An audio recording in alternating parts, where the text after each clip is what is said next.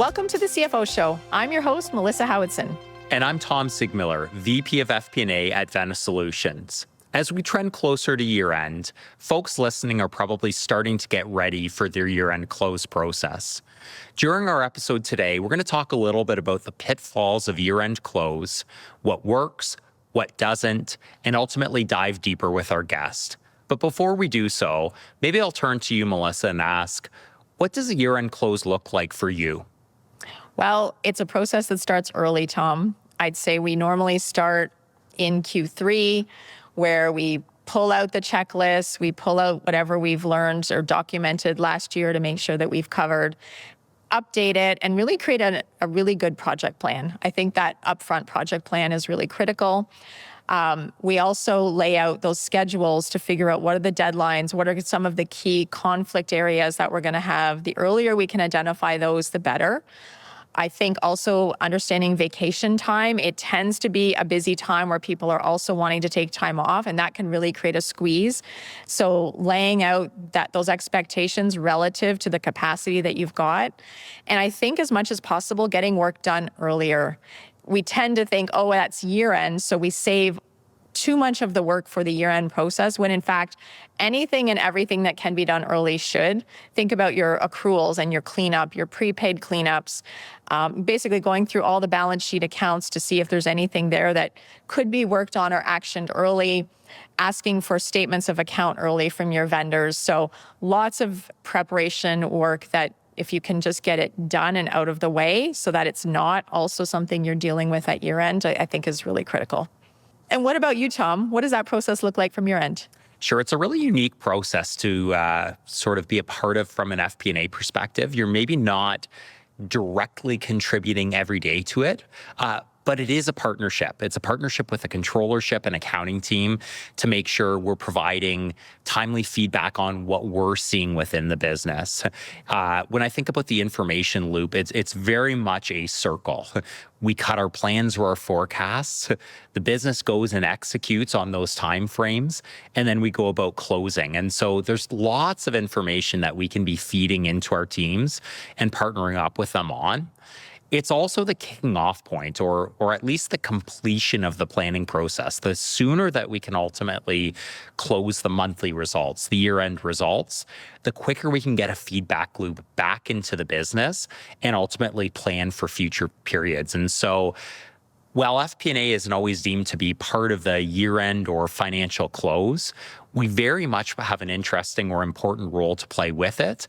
And we have an active need to partner up with controllership and other folks within finance to do so. Yeah, and I love that how you talk about that as a feedback loop, because it really is. It's an important part in a process that feeds other things. And so with that in mind, what does a successful close look like from your perspective? Ooh, I'd say first and foremost, timeliness. That is for me the pinnacle of a great period end close. We probably sit in a unique seat in FP&A where the concept of materiality holds true each and every day. And so I would probably rather have something that is materially correct and fast versus perfect and slow. And that's probably a unique perspective for a lot of accountants, but something that really resonates with us. Timeliness matters so much.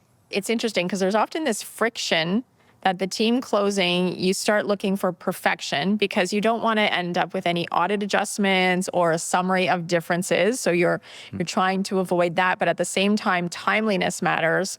And it really is a balancing act, I think, as teams are thinking about, okay, where are we? What do we need? What adjustments do we need? I agree, getting things closed sooner. But again, I come back to the preparation can help you achieve both of those worlds where you may not have as many uncorrected differences if you've done things in advance to avoid them so that you can result in a quicker close. Because the longer you're closing, the longer you're holding up that ability to budget. And is that your pinnacle of a great close, that sort of mix between accuracy and timeliness? Yes, I think it's an accurate close, but done according to the schedule you laid out. And so I think you lay out a timely but reasonable project plan, and then you stick to it. And to me, that's what a good close looks like. That's how you get both. So at this point, Melissa, should we get into it with our guest? Sounds good. Joining us today to discuss the best and the worst of financial close is Benno van Ingen, lead consultant from Finext. Benno, thank you for joining us today. Hi, Melissa. A pleasure. Thank you. Benno, we've been discussing what the process looks like when it's done well. And before we get into some of the pitfalls of year-end close, curious if you can share with us what the process typically looks like for you. I can share a couple of different perspectives on year-end close, actually, because I've been working for the past 16 years as a consultant, helping customers improve on their financial processes, among others, their financial close. But prior to that, I used to work in finance myself. And so I was a finance manager for a mid-sized manufacturing company. And so I've been on both sides of the desk. Did a fair share of annual accounts and year-end processes myself. And it's really nice to have both of those experiences. When I was involved in the process myself, let's say as in the company I used to work back in the days, I really loved the year-end close because it was sort of the high time of the year. I always had 1 or 2 weeks with good time to prepare everything because the holiday period was always a little quiet in the company. So I got to prepare all my account reconciliations and get all my stuff in order. All my checklists were ready, and then I could do the year-end close really smooth and simple. It was always hard work, but fun times. But then I started working as a consultant and more or less in automating all these type of processes. And then I sort of discovered that it wasn't always fun and games, and that there's always quite a lot of stress, broken processes, ill-prepared teams up for the job. And that gives you a really broad perspective on how you should or should not run such a process. And it's interesting what you described there, how when it goes well, you get used to that. You take that for granted that that's what it looks like. And then when you moved into consulting, you saw another side where, there was maybe lacking of preparation or time not being used the way it should. It really can go multiple ways depending on how you lay it out and what are some of the work that you do in advance. Tom, how about for you? How has the process played out for you? I'd say probably a tale of two cities, to be honest with you. In some instances, beautifully. It's a thing of beauty when it's orchestrated right. When it doesn't, it feels painstaking. It feels like the process that will ultimately never go away. And I probably chalk it all up. Benno talked a little bit already about being organized, being thoughtful and methodical as you go through things. So organization and communication really being the two, key principles to getting it right from my perspective. Yeah, absolutely. When I always find when a financial close is going on for more than 3 months, it feels like you're in this perpetual wheel of trying to get it closed. And I agree, organization, for me, preparation is key. The more prepared you are, the smoother it will go. We can talk a little bit later about what it looks like or elaborate further on what it looks like when it does go right. What happens if an organization doesn't have a close that goes right? You indicated that when you join consulting, you're seeing some of the other sides of the coin. How does it show up in the organization? If you look at it from, let's say, a business perspective, you could argue that nothing is going wrong. It's not like the factory is all being stopped or anything, or customers aren't being serviced anymore. So people outside of finance sometimes think, okay, what are you guys making such a fuss about? So we can keep on delivering goods to the customers and nothing's broken. But at the same time, people don't see the bigger picture. That when you don't have your financial process in order, you could give your stakeholders, the owners of the company, or the people financing the company, the impression that you are not in control of the company at all, and that's I think the major issue why why there is a lot of stress and a lot of that there's a great importance of reporting timely and effectively, because it makes you as a company look credible to the people who are actually financing the business. And then, of course, but I think that's a point that you will touch upon later.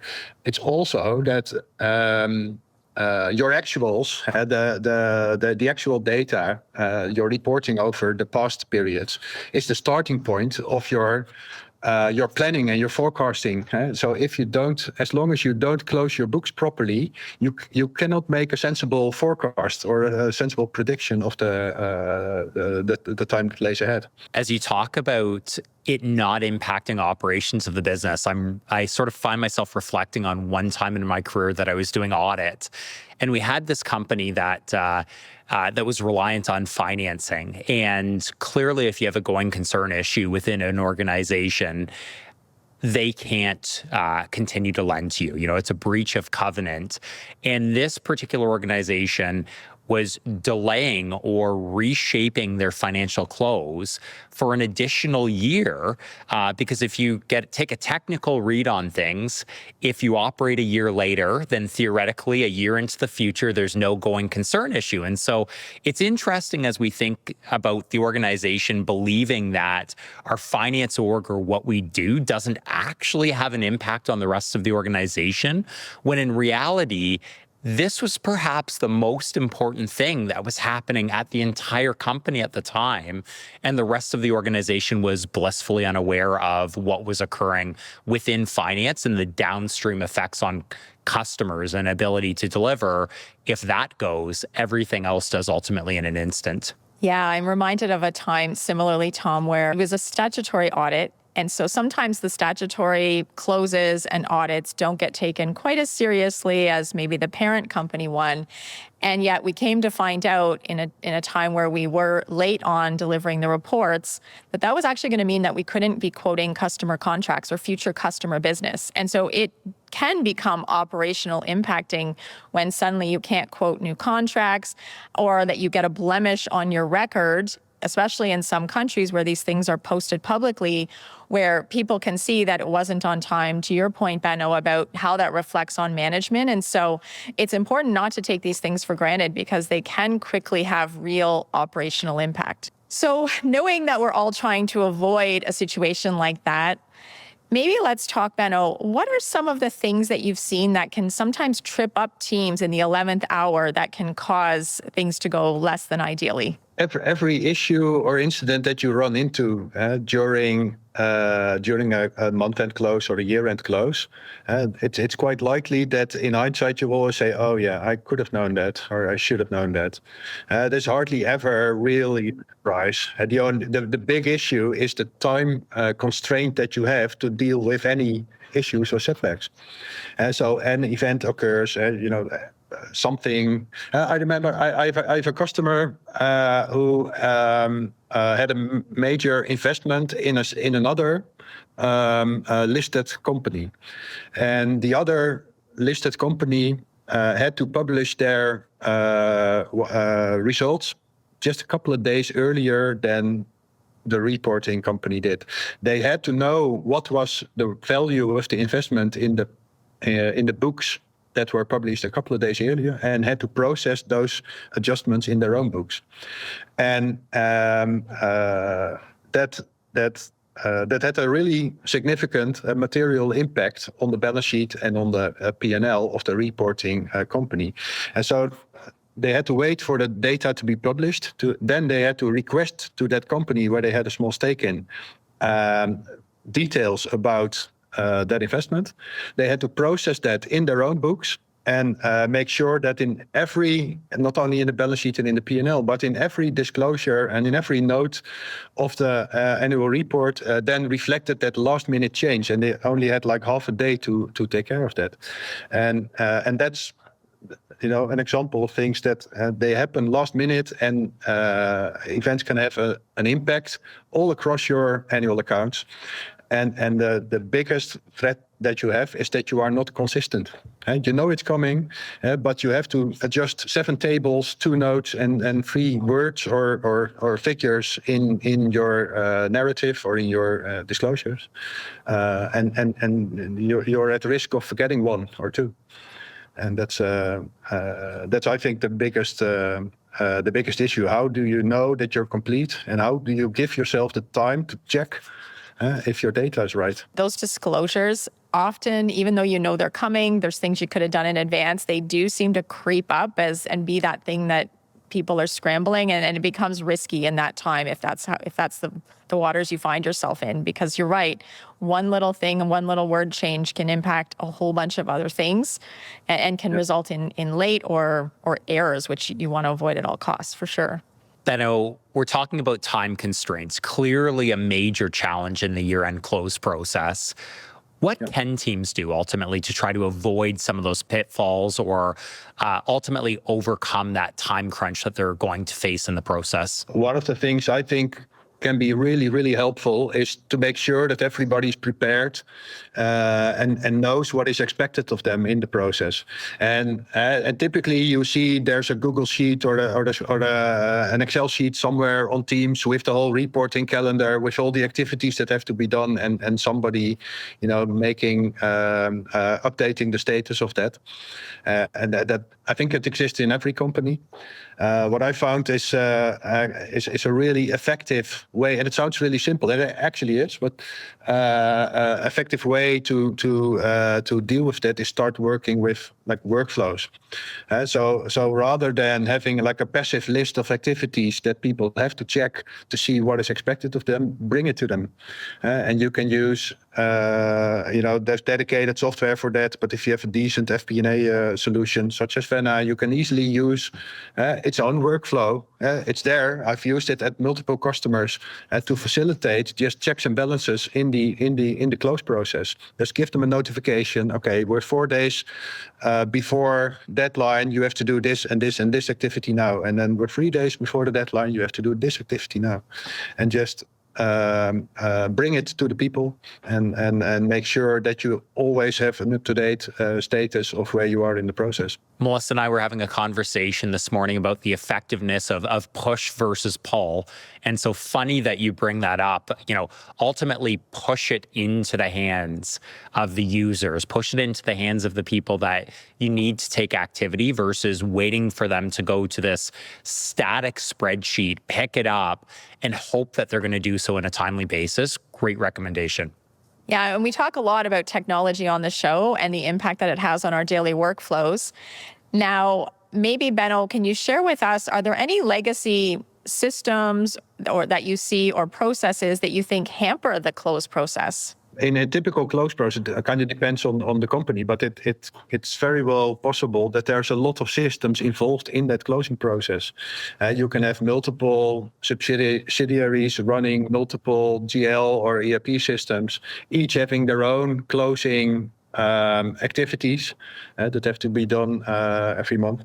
And then there's, of course, the reporting process or the consolidation or the reporting process to a parent company. And I think in both of these systems, you will see that let's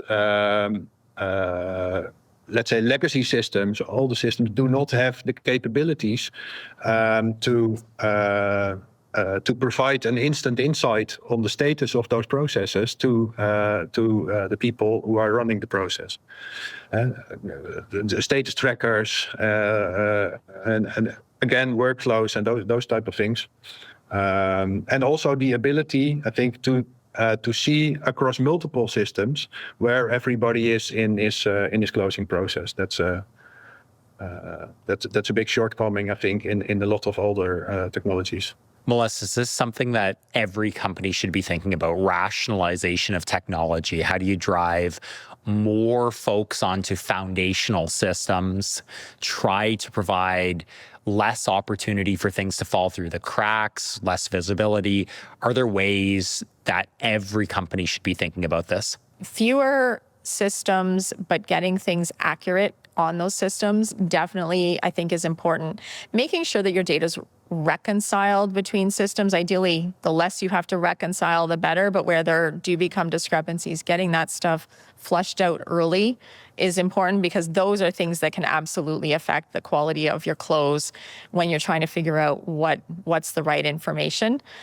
So definitely would do those things. I think a couple of other things too that I found that also help with that preparation is thinking outside of finance to the other stakeholders. It's really easy to think of this close as a finance activity, but there's other teams within the company that are going to need to help provide you data from their systems, and setting those expectations early so that they understand, so that you don't find out at the 11th hour, oh, they didn't have what you needed, or somebody's on vacation even. I've seen something as simple as not really planning out vacations and setting expectations early becoming a real barrier then while you're in it and you're under a tight deadline. With that concept of reconciliations, I always think start with reconciliations, understand how and why two systems operate differently.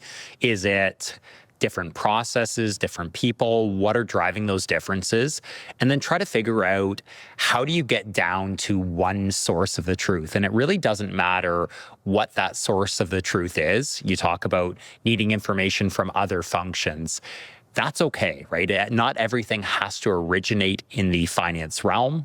Not everything has to be owned by finance, but understanding across the org what your one source of the truth is, what your system of record is, absolutely tantamount to getting things right. It just reduces confusion, it reduces frustration, it reduces all of that inefficiency that comes with, I'm going to call it, chasing your tail across the organization. And it allows people to drive forward together in sync and in unison ultimately. Absolutely. Now, Benno, it's pretty clear that getting your financial close right is of the utmost importance for an organization. If you're going to try to distill it down into one piece of advice that you'd want to share for our audience, what piece of advice would you provide to them in getting it right? Oh, that's a tricky one, especially the part where you say that it's supposed to be one piece of advice. But okay, hit me with two or three then.